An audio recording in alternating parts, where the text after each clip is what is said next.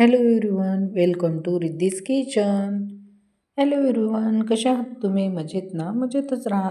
रोजच्या भाजीचं टेन्शन आणि आपल्याला डाळ भातही बनवायचे पण भाजी नाही आहे. अशा वेळी आपण एकदम शॉर्टकट पद्धत म्हणजे मसाले वरण बनवूया तुरीच्या डाळीपासून.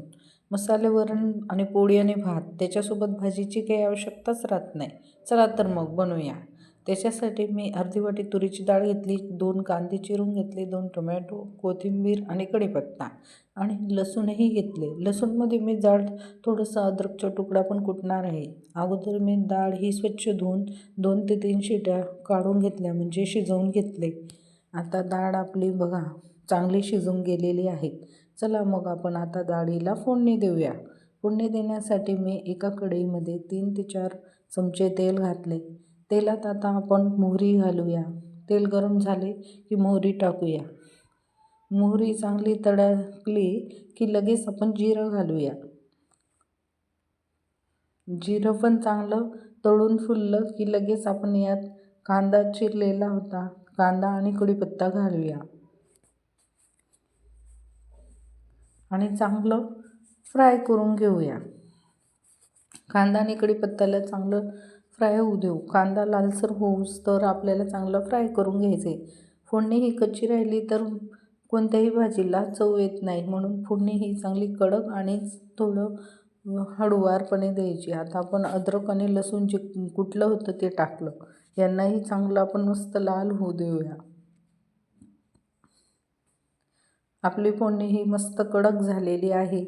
यात आता मी टोमॅटो घालेल. टोमॅटो अगोदर का घातले नाही, कारण कांद्याला मॉइश्चर येऊन गेलं असतं, ओलावा येऊन गेला असता, त्यामुळे कांदे हे आपले चांगले फ्राय झाले नसते.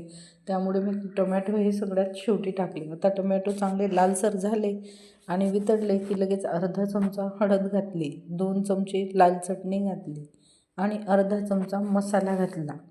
कोणाकोणाला चटणी कमी वाटत असेल तर त्यांनी वाढवून घेतली तरी चालेल, आणि ज्याला कमी खायची असेल, तिखट कमी खात असतील त्यांनी कमी टाकलं तरी चालेल. ज्याच्या त्याच्या प्रमाणानुसार तुम्ही टाकू शकता.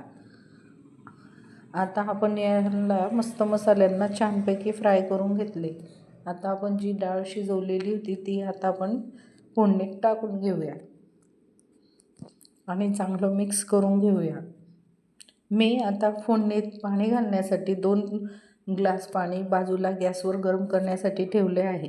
फोडणीत जर आपण गरम पाणी घातलं ना तर आपली जी भाजी असते ती चवीलाही छान लागते आणि लवकर फुटते. हे बघा मी आता गरम पाणी घातलं आहे.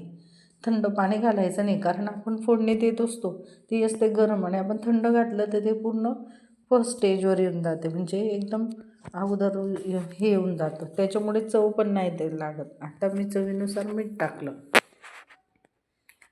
त्यानंतर आता आपण कोथिंबीर घालूया. आता आपण वरणाला चांगलं 7 ते 8 मिनटं मस्त शिजू देऊया. हे बघा उकळ पण लगेच फुटली.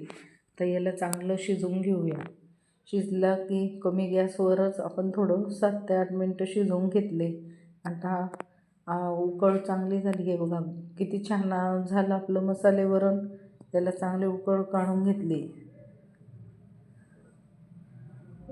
7 ते 8 मिनटं चांगले उकळून झाले की आपलं मसाले वरण रेडी आहे. आता मी गॅस बंद करून दिले. एका साईडला मी भात करायला ठेवले आणि एका साईडला मी चपात्या गरमागरम करते. झालं की नाही आपलं झटपट मसाले वरण आणि भात आणि चपाती. या मग गरमागरम खायला. असेच नवनवीन रेसिपी पाहण्यासाठी रिद्धीज किचनला सबस्क्राईब करा, लाईक करा आणि शेअर करा. धन्यवाद. आहे की नाही झटकीपट स्वयंपाक? आपल्याला कुठलंही भाजीचं टेन्शन नाही. डाळ भात पण होऊन जातो आणि मसाले वरणही होऊन जातो. त्याच्यामुळे आपल्याला भाजीची आठवणही येत नाही. म्हणून अशी झटपट रेसिपी तुम्हीही ट्राय करून पहा. कमीत कमी वेळात आपलं छान जेवण होऊन जातं. या मग खायला यूट्यूब फॅमिली. धन्यवाद.